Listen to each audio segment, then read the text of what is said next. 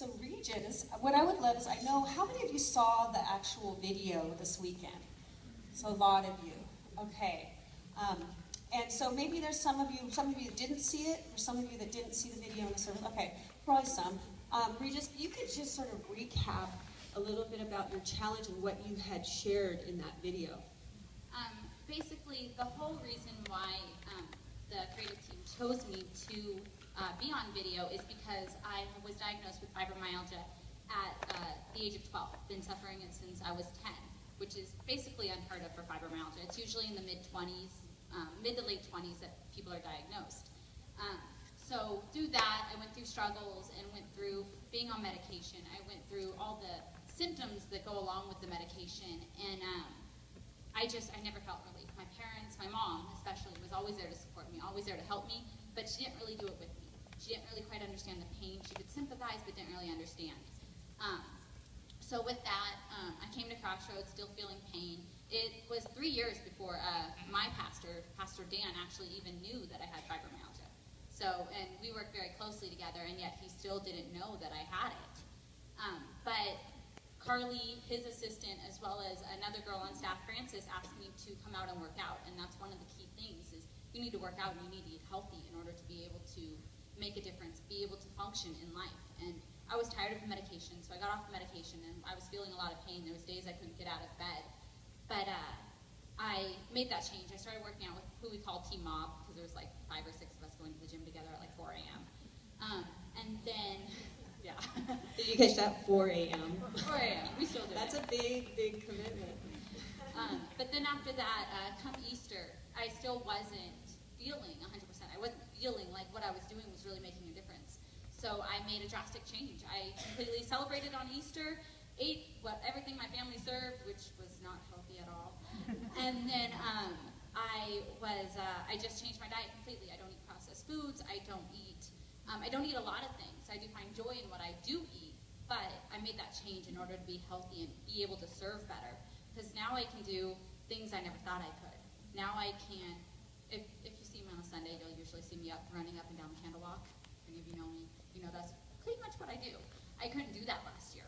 Last year I was unable to keep going throughout the day. I was unable to actually lift the heavy things, and even though I was stubborn and wanted to anyways, but I was unable to really even do my job the way that God called me to do my job. But now I can. Now that I've made those changes in my life, I can actually properly serve Him, and I feel healthy. I feel like I am who I'm supposed to be.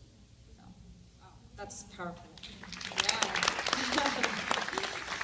So when Easter came, that was sort of a marking point. It's like going forward in a service. It's really important to have something, it sounds like, that you say, I'm making this commitment, and telling other people about it so they keep you accountable. Yeah, definitely. I have an amazing team. I'm part of the service and events team. And Pastor Dan and his assistant Carly, Ashley Batista, and Kelly Crawford, that's my team.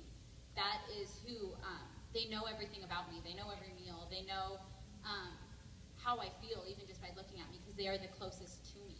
But Carly started the journey with me, but it wasn't right for her to eat the way I do because she has a different body type. But she was there to support me and help me, and we have team meals, and don't really like the pressure of it, but how we choose where we go is based on what I can eat. It's based on, if I can eat there, that's where we'll go. If we don't know, we'll try it once. If I can't eat there, we won't go back. So it's something that they do with me. They may not be doing the same actions as I'm doing, but as far as the eating goes, they're there with me. Every morning, Carly's at the gym with me. If I'm not there, I get text message throughout her whole workout saying, this is what we did today. Where were you? That is so great. So that doing it with other people is so key. And, you know, we are doing life together here in our groups, and we're talking about goals.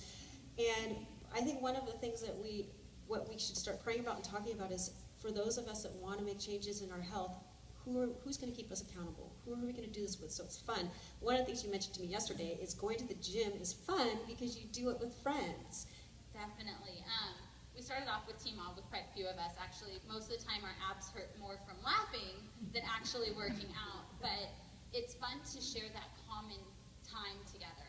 That just even the stretching, sometimes we stretch for a little bit too long and don't get enough workout in. but it's that time together. We even have Sabbath workouts where we do things that are just especially joyful for us. So it's the time that we get to spend together that's really the special time. That actually Carly watched the video and she did cry because she knows me and she knows the journey that I went through. So she was able to personally relate to it. Oh.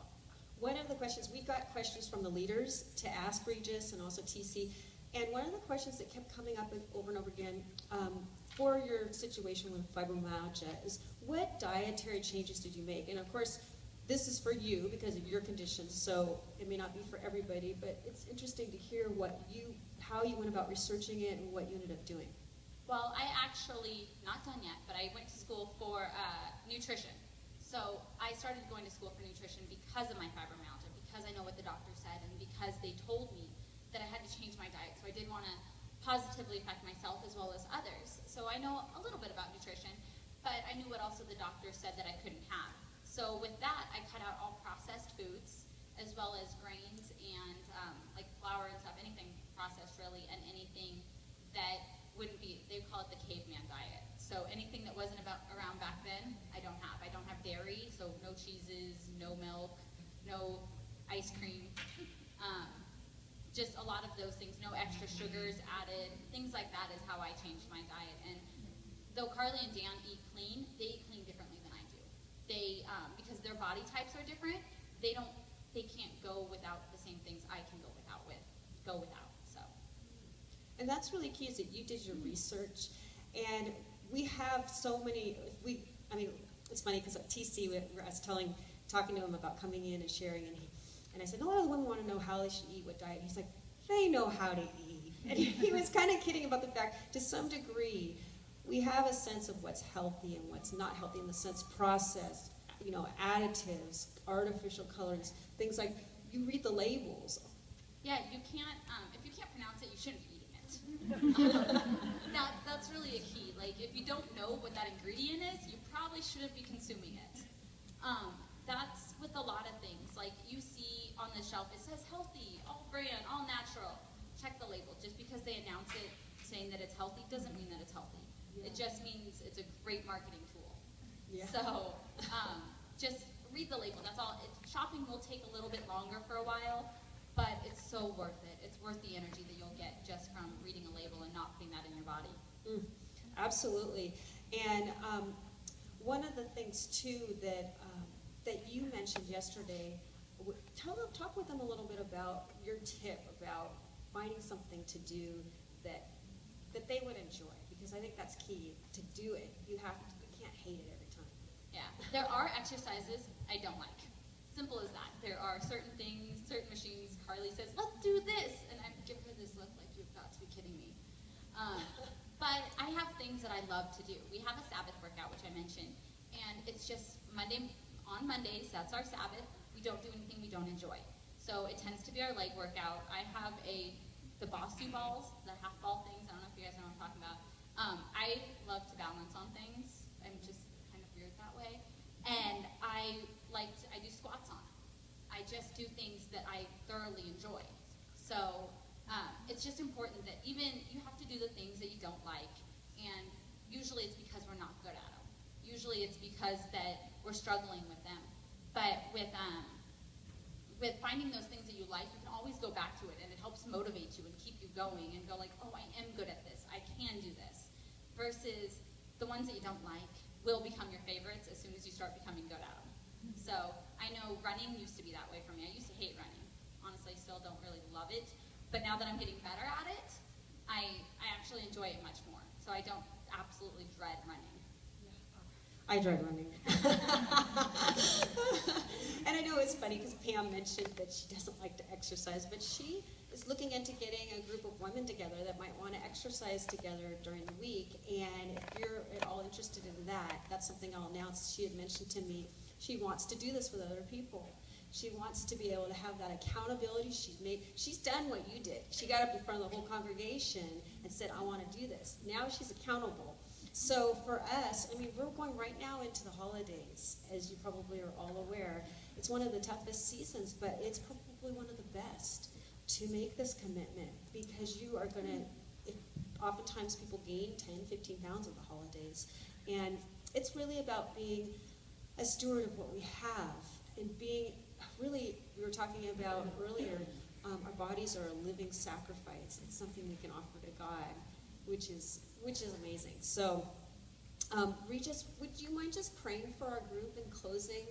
Because I know that there's quite a few women in here that might be a little discouraged about doing some of these things and would love the prayers. So. Yeah, definitely. If you guys ever have any questions or even just want to talk, I'm literally in the office right on the other side or have an extension with the church, so I'm always available. Lord, thank you for this group of women. Thank you for just the community that they've created and just the love that you feel when you walk into the room, Lord. I pray that you stand with them during this commitment that they make and just be there in the times that they're discouraged and just struggling with this commitment. Lord, I pray for just the peace over them, just realizing that they're doing it for you, Lord, and